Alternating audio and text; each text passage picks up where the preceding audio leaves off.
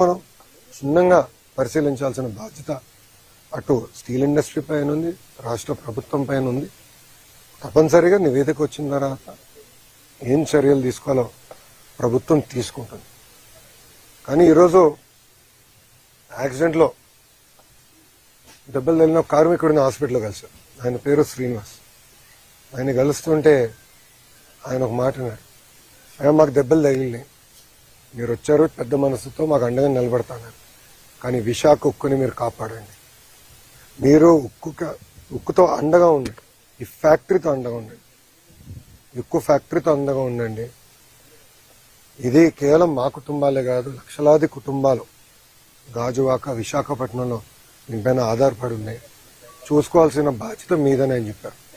In fact ఆయన చెప్పినప్పుడు నేను అనుకుంటే ఆయన గురించి, ఆయన కుటుంబం గురించి మాట్లాడుతున్నాడేమో అనుకున్నా.